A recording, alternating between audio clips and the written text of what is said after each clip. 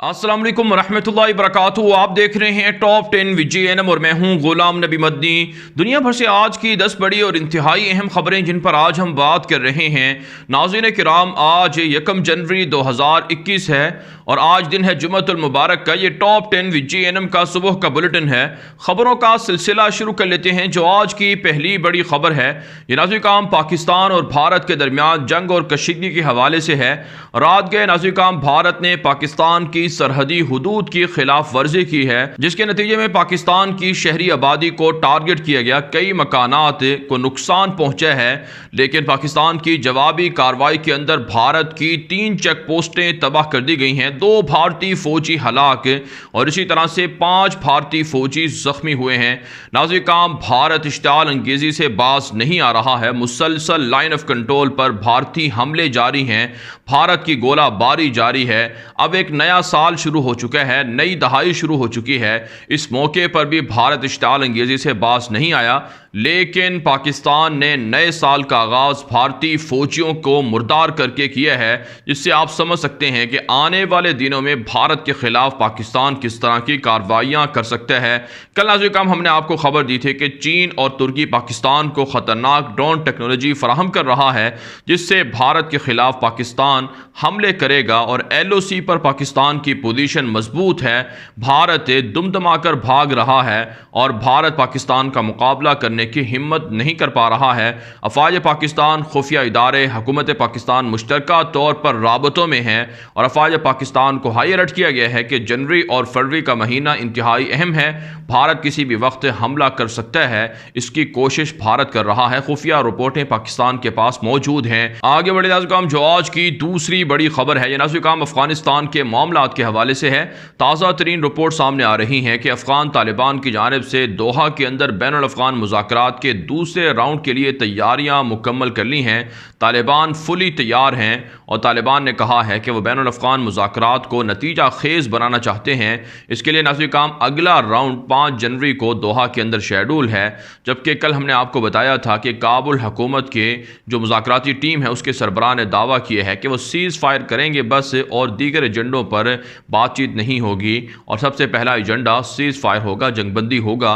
लेकिन अफ़गान तालिबान ने कहा है कि 21 नुकाती एजेंडा, जिसमें तालिबान की इमारत इस्लामिया की बहाली है, इस्लामिक सिस्टम को इंस्टॉल करने हैं और इसी तरह से दीगर बहुत सी ऐसी शराइत हैं जो तालिबान की अपनी हैं, जिनको काबुल हुकूमत ने तस्लीम किया था, उन पर अमल करना ज़रूरी होगा। साथ साथ नाज़रीन काम इत्तला सामने आ रही हैं कि पाकिस्तान और अफ़गानिस्तान के दरमियान जो रेलवे का प्रोजेक्ट है, रेलवे लाइन बिछाने का मनसूबा है, जो CPEC के तहत गवादर पोर्ट के तहत उज़्बेकिस्तान और फिर सेंट्रल एशिया और वहाँ से यूरोप तक जाएगी, इसके लिए बाकायदा काम शुरू कर दिया गया है। पाकिस्तान ने अफ़गानिस्तान की हुकूमत के साथ मिलकर और अफ़गान तालिबान के साथ मिलकर इस मंसूबे को रखा था और दोनों के साथ यानी तालिबान और काबुल हुकूमत को समझाया था कि ये जो मंसूबा है $4.5 अरब से ज़ायद मालियत का है। क़ौम मुत्तहिदा इसके लिए पाकिस्तान को फ़ंड भी फराहम कर रहा है, लिहाजा इसे शुरू करके दोनों मुल्कों की आवाम को मुस्तफ़ीद करना चाहिए। इसके अलावा नाज़रीन काम तालिबान की जानिब से दावा किया गया है कि जो गुज़श्ता रोज़ एक काबुल हुकूमत के पायलट को मारा गया था, ये तालिबान नहीं मारा था, क्योंकि ये वहशी पायलट था, अमरीका के साथ मिलकर निहत्ते शहरी आबादी पर टारगेट करता था, हमले करवाता था, इसलिए इस पायलट को रास्ते से हटाया गया है। अफ़गान तालिबान ने पैगाम जारी किया है कि अगर कोई और फौजी, कोई और कमांडर या पायलट इसी तरह के हमले करेगा तो उसका अंजाम भी यही होगा। जबकि आज काम रात गए तालिबान की मुख्तलिफ कार्रवाइयों में काबुल हुकूमत के 17 अहलकार मारे गए हैं, जबकि 3 चेक पोस्टें भी तालिबान ने फतह करने का दावा किया है। इसी तरह से रात गए तालिबान के सामने तकरीबन 23 अहलकार सरेंडर हुए हैं। तालिबान का दावा है कि उनकी गिरफ्त मजबूत हो रही है, फतूहात में इजाफे का सिलसिला जारी है। आगे बढ़े नाज़रीन काम, जो आज की तीसरी बड़ी खबर है ये मकबूजा कश्मीर से है। नाज़रीन काम मकबूजा कश्मीर के अंदर रात के मुजाहिदीन ने एक और बड़ा हमला किया है, जिसके नतीजे में भारतीय फौज के 6 अहलकार जख्मी हो चुके हैं और 2 अहलकार मारे जा चुके हैं। भारतीय फौज के खिलाफ मुजाहिदीन ने साल 2021 का आगाज़ ایک نئے تازہ حملے سے کیے ہے جس میں بھارتی فوج کو نقصان ہوا ہے۔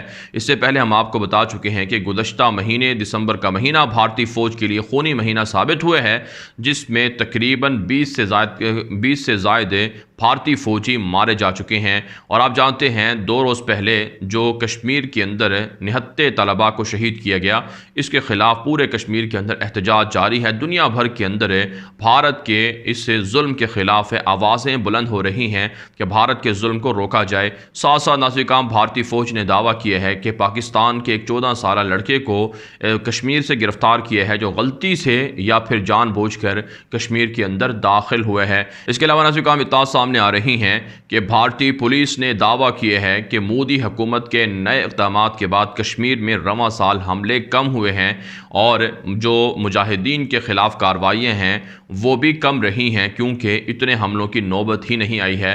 حالانکہ ناظرین 2020 کا سال جہاں کشمیریوں کے لیے برا ثابت ہوا کیونکہ بھارتی فوج نے حملوں میں اضافہ کیا، نہتے کشمیریوں کو زیادہ گرفتار کیا، وہیں ناظرین مجاہدین کے حملوں میں بھی 2020 کے اندر 100 سے زائد بھارتی فوجی ہلاک ہوئے ہیں اور متعدد زخمی ہوئے ہیں اور کئی کو تو اغوا بھی کیا گیا ہے۔ مجاہدین کا دعویٰ ہے کہ ان کے لیے یہ سال بہت اہمیت کا حامل رہا کیونکہ اس میں بڑی تعداد میں لوگوں نے مجاہدین کے ساتھ شامل ہو کر اعلان جہاد کیا ہے۔ بہرحال ناظرین کشمیر کے اندر آزادی کی تحریک کو اب جہاد کے جذبے سے سرشار کرنا ہوگا اور کشمیریوں کو چاہیے کہ فیصلہ کن مارکے کے لیے مسلح ہو کر فیصلہ کن جنگ لڑیں، اور اس کے لیے ناظرین پاکستان کو بھی عملاً کشمیریوں کی سپورٹ کرنا ہوگی اور مجاہدین کے ساتھ مل کر فوجوں کو داخل کر کے بھارت کو وہاں سے نکالنا ہوگا۔ آگے بڑھے ناظرین، جو آج کی چوتھی بڑی خبر ہے یہ ناظرین بھارت اور چین کے درمیان لڑائی اور جنگ اور کشیدگی کے حوالے سے ہے۔ تازہ ترین رپورٹ سامنے آ رہی ہیں کہ چین کے خلاف اور پاکستان کے خلاف بھارت نے اپنی فوج کو جنگی تیاریوں کا حکم دے دیا ہے۔ 3 مہینے تک مزید دنیا بھر سے اسلحہ بھارتی فوج خرید سکتی ہے۔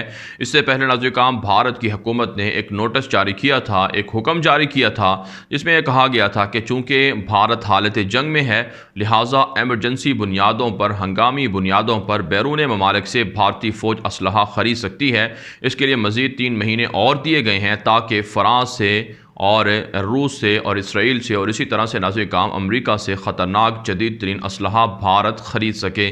آپ جانتے ہیں بھارت اب تک کے گزشتہ 5-6 سالوں کے دوران تقریباً $100 ارب سے زائد مالیت کا اسلحہ مختلف ممالک سے خرید چکا ہے اور مسلسل اس میں اضافہ ہو رہا ہے۔ رواں سال بھی تقریباً $20 ارب کا اسلحہ خریدا گیا ہے، لیکن بھارت کا یہ جنگی جنون خطے کے امن کے لیے نقصان دہ ہو سکتا ہے اور پاکستان اور اسی طرح سے چین اپنے علاقائی ہتھیار تیار کر کے بھارت کے مقابلے میں تیاریاں کر رہے ہیں۔ ساتھ ساتھ ناظرین بھارت کا میڈیا دعویٰ کر رہا ہے کہ چین کے ساتھ مذاکرات حل کرنے کے لیے اگلے راؤنڈ کی تیاریاں کی جا رہی ہیں تاکہ ملاقات کا اگلا راؤنڈ جلد ہو سکے۔ بھارتی میڈیا کے مطابق چین کے حکام بھی اس حوالے سے تصدیق کر رہے ہیں، لیکن ناظرین ہماری رپورٹس یہ ہیں کہ بھارت اور چین کے درمیان کوئی بھی ملاقات کا راؤنڈ نہیں ہوگا، بلکہ اس سے پہلے لڑائی چھڑ جائے گی، جنگ چھڑ جائے گی، اور اگر مذاکرات کا راؤنڈ ہوا بھی تو وہ ناکام ثابت ہوگا۔ جبکہ ناظرین اطلاعات سامنے آ رہی ہیں کہ تبت بارڈر سے منسلک چین اور بھارت کی سرحد انتہائی خطرناک ماحول یا صورتحال بنتی ہوئی نظر آ رہی ہے۔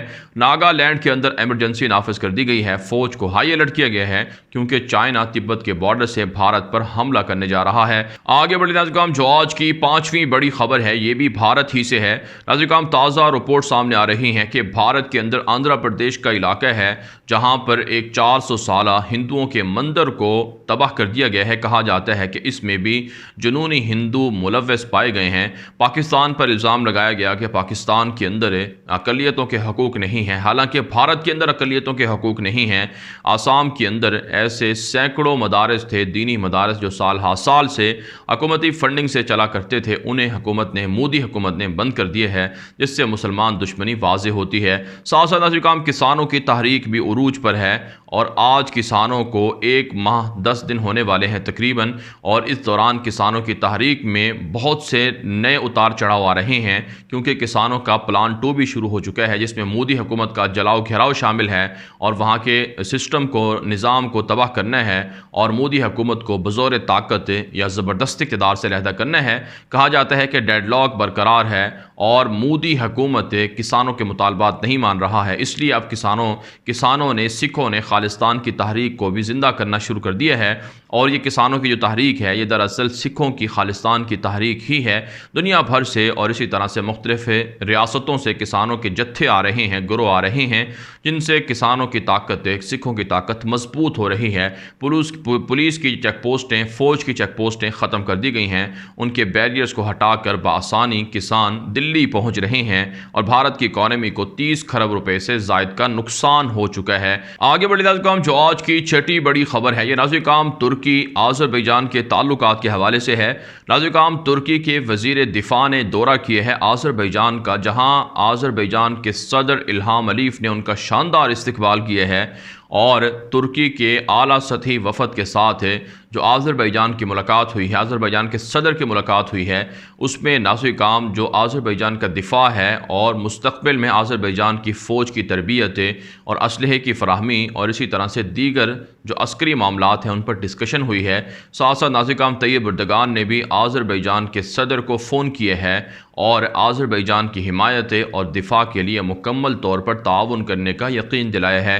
اس کے علاوہ ناظرین کرام آرمینیا کو صدر طیب اردگان نے وارننگ دیتے ہوئے کہا کہ آرمینیا جنگ بندی معاہدے کی خلاف ورزی سے باز رہے، یہ میرا ان کو مشورہ ہے۔ اگر آذربائیجان کے خلاف آرمینیا اسی طرح کے حملے کرے گا، جنگ بندی معاہدے کی خلاف ورزی کرے گا، تو پھر آرمینیا کو بھاری قیمت چکانا ہوگی، آرمینیا پر بھی حملے ہوں گے۔ کہا جاتا ہے کہ ایک مرتبہ پھر آرمینیا کی دہشت گرد صلیبی فوجیں اور صلیبی حکومتیں آذربائیجان پر حملہ کر کے جنگ کا میدان گرم کرنا چاہتی ہے، لیکن آرمینیا کے اندر عیسائی وزیر اعظم کے استعفے کے خلاف مسلسل مظاہرے ہو رہے ہیں اور وہاں کے حالات خراب ہیں، اس لیے ہو سکتا ہے کہ اب آرمینیا اگر حملہ بھی کرے تو آذربائیجان مکمل آرمینیا پر کنٹرول حاصل کر لے گا۔ آگے بڑھے ناظرین کرام، جو آج کی 7ویں بڑی خبر ہے یہ ناظرین کرام اسرائیل، فلسطین اور دیگر گلف ممالک کے حوالے سے ہے۔ تازہ ترین رپورٹ سامنے آ رہی ہیں کہ اسرائیلی میڈیا نے دعویٰ کیا ہے کہ 2022 کے اندر اسرائیل کی آبادی بھی فلسطینیوں کی آبادی کے برابر ہو جائے گی۔ جتنے فلسطینی ہیں دنیا کے اندر اتنے ہی اسرائیل کے شہری ہوں گے۔ ناظرین کرام، کہا جاتا ہے کہ مسلسل اسرائیل کے اندر آبادی کو بڑھانے کی مہم جاری ہے، اور تقریباً 1 کروڑ کے لگ بھگ آبادی 2021 کے اینڈ تک ہو جائے گی، اور اب اس وقت 92 لاکھ تقریباً آبادی ہے اسرائیل کی۔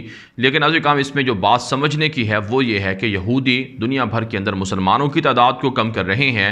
مسلمانوں کے خلاف متعدد ایسے منصوبے NGOs کے ذریعے سے اور دیگر تنظیموں کے ذریعے سے شروع کروائے گئے تاکہ مسلمانوں کی آبادی نہ ہو، مسلمانوں کے بچے پیدا نہ ہوں، اور اس کے مقابلے میں یہودی آبادی بڑھا رہے ہیں تاکہ وہ دنیا میں اکثریت میں ہو جائیں اور مسلمانوں پر، عیسائیوں پر، دیگر مذاہب کے لوگوں پر وہ حکومت کریں۔ اس لیے مسلمانوں کو بھی سمجھنا چاہیے کہ اللہ کے رسول صلی اللہ علیہ وسلم کے فرمان کے مطابق کہ ان کی امت کو زیادہ ہونا چاہیے تاکہ وہ قیامت میں فخر کر سکیں، اس لیے آبادی کو بڑھانے کا سلسلہ جاری رکھنا چاہیے۔ اس کے علاوہ ناظرین کرام اطلاعات سامنے آ رہی ہیں کہ اسرائیل نے دعویٰ کیا ہے کہ 2021 کے اندر گلف ممالک کے ساتھ تعلقات میں استحکام آئے گا اور مزید تعلقات مضبوط ہوں گے۔ یہاں تک کہ ناظرین کرام اسرائیلی میڈیا نے اب دعویٰ کیا ہے کہ اب اسرائیلی فوج پہلی بار گلف کے ممالک کے ساتھ یعنی UAE اور بحرین کے ساتھ مشترکہ طور پر جنگی مشقیں بھی کرنے جا رہی ہیں، جو تاریخ میں پہلی مرتبہ ہوگا کہ کوئی بھی اسرائیلی ملک کے کسی عرب ملک کے ساتھ مل کر جنگی مشقیں کرے گا۔ دونوں کے ہتھیار ایک دوسرے استعمال کر سکیں گے اور دونوں کے درمیان اب کوپریشن بڑھ رہی ہے، تعلقات بڑھ رہے ہیں، لیکن دوسری جانب فلسطینیوں پر حملے ہو رہے ہیں، ظلم میں اضافہ ہو رہا ہے اور روزانہ کی بنیاد پر فلسطینیوں کو شہید کیا جا رہا ہے۔ آگے بڑھے ناظرین کرام، جو آج کی 8ویں بڑی خبر ہے یہ ناظرین کرام عراق اور ایران سے ہے۔ تازہ رپورٹ سامنے آ رہی ہیں کہ عراق کے اندر گزشتہ سال 3 جنوری کو قاسم سلیمانی کو امریکہ نے ڈرون طیاروں کے ذریعے سے بغداد ایئرپورٹ پر حملہ کر کے قتل کر دیا تھا۔